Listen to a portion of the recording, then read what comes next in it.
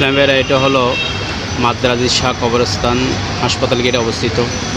এখানে শায়িত রয়েছেন আমার শ্রদ্ধেয় পিতা আব্দুল্লাহ। আমরা প্রতি নামাজের পরে রাব্বির হামহুমা কামা রাব্বায়ানি সাগীরা এই দোয়াটি পড়ে আমরা আমাদের মরহুম পিতা মাতা, এরপরে বলে ওয়াফুর রাব্বির হামহুমা কামা রাব্বায়ানি সাগীরা। মুরব্বীদের জন্য, আমার উস্তাদ উলামা کرام সকলের জন্য আমরা দোয়া করে থাকি। এটা আল্লাহ সুবহানাহু ওয়া তাআলা আমাদের কোরআনে এইভাবে নির্দেশনা দিয়েছেন যে রাব্বির হামহুমা কামা রাব্বায়ানি সাগীরা ওয়াফুর রাব্বির হামহুমা কামা রাব্বায়ানি সাগীরা এইভাবে বলার জন্য আমরা সেটা কোরআন আমল করি। এরপরে হলো আমরা নবী করিম সাল্লাল্লাহু আলাইহি সাল্লাম সম্মানিত পিতামাতার কবর জিয়ারত করতেন। আমি এসেছি আমার পিতা শ্রদ্ধেয় পিতার কবর জিয়ারত করতে। আমরা আমাদের পিতামাতার কবর জিয়ারত করি।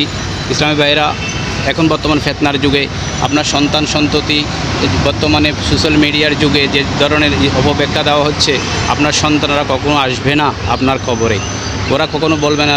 এখন অধিকাংশ মসজিদে মুনাজাত করে না। এভাবে যদি হয় তাহলে এই সন্তানের পিছনে আপনি এত টাকা এত শ্রম দিয়ে লাভ কি? মৃত্যুর পরেও এই সন্তান আপনার কোনো কাজে আসবে না। তাই ইসলামী ভাইরা, আপনাদের সন্তানকে ইসলামের শিক্ষা দেন। যদি সে নামাজের পরে মোনাজাত না করে, তাকে খাদ্য বন্ধ করে দেন, তাকে সম্পত্তি, তাকে বলবেন যদি তুমি এভাবে যদি করো, ধর্মীয় বিধিবিধান না মেনে চলো, তোমাকে সম্পত্তি থেকে তোমাকে বঞ্চিত করা হবে। আমাদের সম্মানিত মায়েরা আমাদের এভাবে বলতো, আমরা যদি দরুদ শরীফ না পড়তাম, আমাদের মায়েরা আমাদের ভাত দিত না, চা নাস্তা দিত না। আজকে আমরা সেই মায়ের সন্তান। আমরা ইনশাল্লাহ আমরা কোরআন সুন্নাহ আমল করি। আমরা কোরআন সুন্নাতের বাইরে কোনো আমল করি না।